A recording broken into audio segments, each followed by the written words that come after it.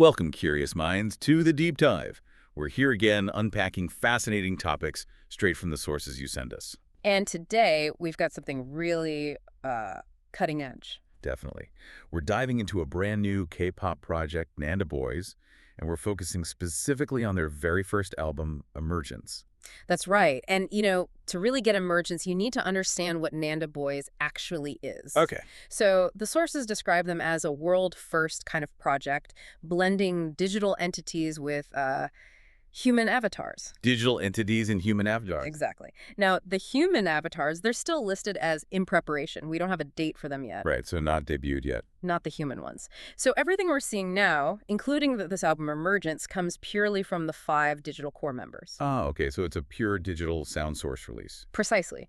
And that context, that digital first reality is, well, it's key to understanding the album's title and honestly its whole vibe. That makes a lot of sense. It definitely makes you wonder how that digital nature shapes the music itself, what kind of freedom that gives them. Yeah. So our mission today is to really explore Emergence, which dropped back in August 2025. We'll look at the concept, the sound, the whole journey it maps out, all based on the material we've got.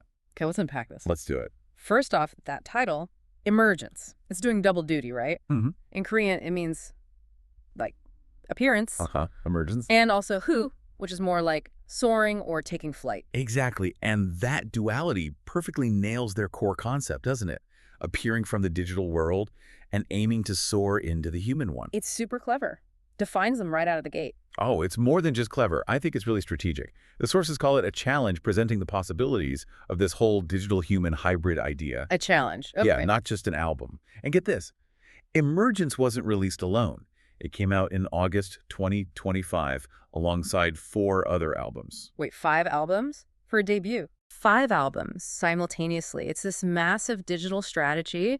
They basically flooded the zone, made everyone pay attention instantly. Wow, that's bold. It's a huge statement. It says we're here and we're playing a different game. No kidding. So for this album, Emergence, the main genres are K-pop, future bass, and alternative R&B. Sounds like a mix. It's a really dynamic mix. And it's pretty concise 7 tracks, just over 21 minutes, produced by My Kitty Studio. And the visual side matches that dynamism. The concept is between dreams and reality. Okay, exploring that line. Exactly, and you see it in the colors. Starts with neon blue, shifts to this warm sunrise gold, and ends up in, candy pop territory. Interesting progression. Yeah, and stylistically, it's mixing cyberpunk, futuristic looks, and even this sort of sweet, dark aesthetic. It's not just random visuals. It directly mirrors the album's sound and story. Right, the sonic narrative. You mentioned it's a conceptual album weaving a story through the track. Definitely. It's a deliberate journey. Okay, so let's start that journey. Track 1, Horizon, or EV. The sources say it's like a cinematic opening, an overture. Yeah, it absolutely sounds like one.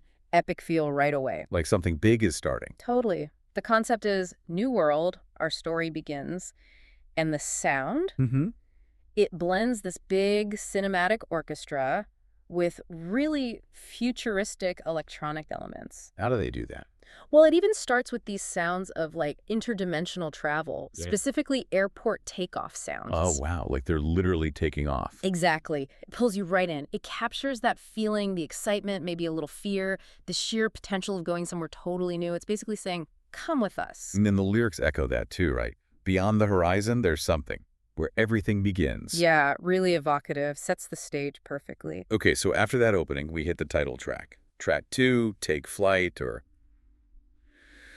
This feels like the core statement. It really is. It's positioned as their debut anthem. So what makes it tick? What's the sound? Well, first off, it's got this super addictive hook and a really powerful future bass drop. You can't ignore it. High energy.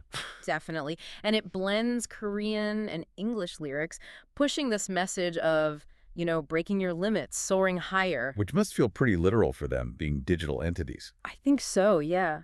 They even call it our anthem of courage and dreams. It's meant to be inspiring, a rallying cry. You can feel that in lyrics like, started from the ground, now we're climbing every wall. Leave the ground behind, touch the sky so bright. Pure motivation, right? Perfect for a group literally launching into a new reality. So after that high, the mood shifts with track 3, Vertigo. Sounds Intense. It is definitely darker. It dives into that feeling of disorientation that can come with sudden success. Ah, the too much too soon feeling. Kind of, like they keep flying even with the vertigo, acknowledging the dizziness of it all. And the sound reflects that. Oh, yeah. It's a dark, intense trap beat, built for a powerful performance, showing a fiercer side. Interesting. What's the message there? It's about embracing that chaos, actually. Finding strength even when you feel off balance. The sources say sometimes you need to lose your balance to find your true path. That's quite profound for a debut. Especially for a digital group, can they feel vertigo? Or is it a metaphor? That's the fascinating question, isn't it? It really makes you think about fame and experience in this new context. And the lyrics capture that. Even with vertigo, I won't stop. Lose control, take the dive, in this vertigo I come alive. Leaning into it. Exactly, finding strength in the chaos. Okay, so after that intensity, track 4, Moonlit. It brings things down. More emotional. Yeah, a big shift. It's an alternative R&B ballad, very minimal arranged. To focus on the vocals? Precisely. Maximize that raw emotion. It's positioned as the album's emotional core. And the themes. Things like longing, connection, searching for love, all under the moonlight. It's framed as perfect for, late night reflection. Introspective. Very. And again, it raises questions about how these digital voices convey such, human feelings. You hear that vulnerability in lines like, "Moonlight speaks to me. In the moonlight, I'm looking for you." Very delicate. A really beautiful searching moment on the album. Then we get to track 5, Dear Flight, or Oh. This sounds like a dedication. It is. It's specifically for their future fans. Their fandom name is Flight E. Ah, okay, so this is for them. Yeah, a direct address. It's a pop rock track, got some EDM influences, designed to be a big concert sing-along. Even before they, meet the fans properly with the human avatars. Exactly. It's expressing gratitude and building that connection now from the digital members. It's bridging that gap proactively. Shows how digital presence can still foster that bond. That's actually quite touching. The message is, to you we haven't met yet, our true feelings. And lyrics like, your love was the wind beneath our wings, really connecting with the audience they're building. Very forward-looking. Okay, track 6 is simple enough. Take Flight, English verse. Yep. Straightforward but important. For global reach, obviously. Absolutely. Get that core message out to an international audience. Target overseas radio, playlists, standard but smart move for global ambition. Makes sense. And finally, the album closes with a special track, Candy Trap. Intriguing title. It is. It's described as an addictive K-pop track, but with, dark pop undertones. So catchy but with a twist. Pretty much. Bright melody on the surface, but it's hiding a deep message. One of the members, Aiden, specifically said, sweet on the surface, but hides a deep message. What kind of message? Exploring that duality of appearance versus reality, surface versus hidden truth, which feels very relevant for them, right? Digital allure, artistic depth. Definitely fits their theme. And they expect it to go viral, too. There's mention of a hashtag Candy Trap challenge, so it's a playful but also thought-provoking end. A memorable way to finish. Sweet, but maybe a little deceptive, leaves you thinking. Yeah, it makes you look closer. So looking back at the whole album Emergence, it really does feel like a complete narrative. Absolutely. From that big, hopeful start in Horizon, to the intensity of Vertigo, the emotion of Moonlit, connecting with fans in Dear Flight, it maps out their arrival. It's a really cohesive journey, and musically diverse, too. It moves from cinematic to future bass to R&B.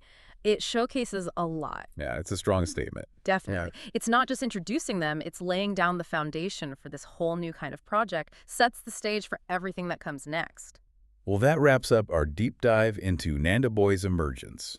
It's been fascinating exploring this idea of a digital first debut. It really has, and, it leaves you with some big questions. This album isn't just about emergence. It makes you ask what emergence even means now. Right, when the line between digital and human is so intentionally blurred. Exactly. What kind of art, what kind of connection, what kind of performer can exist in that space when we start playing with those boundaries or maybe even going beyond them? It really pushes you to think about the future of music and performance. And maybe even what it means to connect, in our increasingly digital lives. Powerful thoughts to end on. We definitely encourage you to check out Emergence and think about these ideas yourself. Thanks for joining us on this deep dive. Yeah, thanks for tuning in. We'll catch you next time.